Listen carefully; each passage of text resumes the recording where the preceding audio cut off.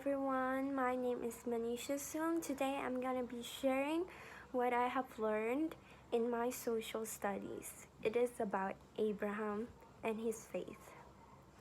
About 2,000 years before Christ, a believer in God named Abraham lived in the Ur of the Chaldees.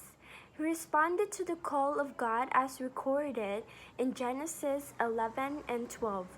Abraham, his father, Terah, his wife, Lot, and his family, together with their flocks, traveled through the Fertile Crescent to Palestine, which is the Holy Land. Abraham lived for some time in Haran with Terah, his father, his wife Sarah, and Lot and his family. Terah died in Haran, so Abraham, Sarah, Lot, and his family left for Palestine, which was called Canaan at that time. You can read more about Abraham's journey in Genesis 12. Back to the story.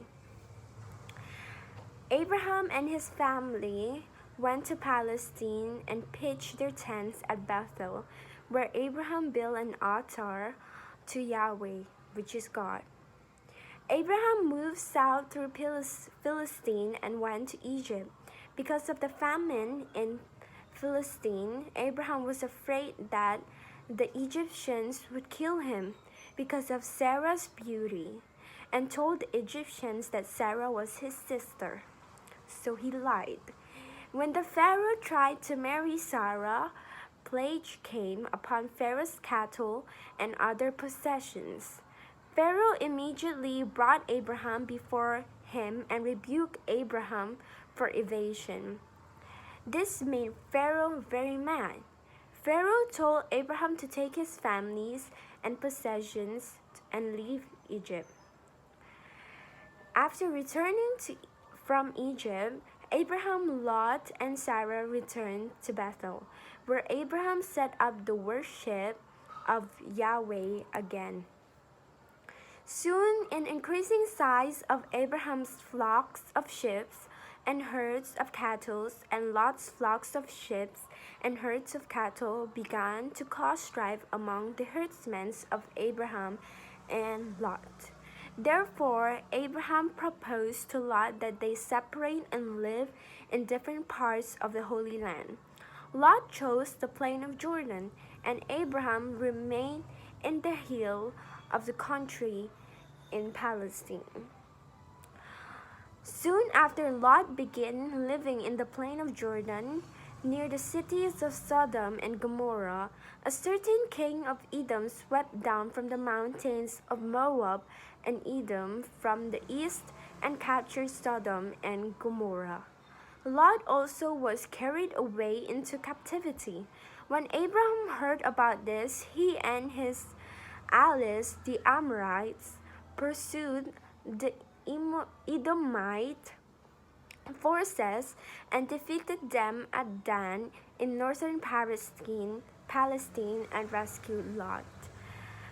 So after Abraham returned to Philistine, or we can call Palestine, he met Melchizedek near Jerusalem.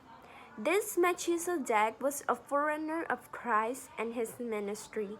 In Hebrews 6:20, the Bible says, "Whither the forerunner is for us, entered, even Jesus, made an high priest, for even after the order of Melchizedek."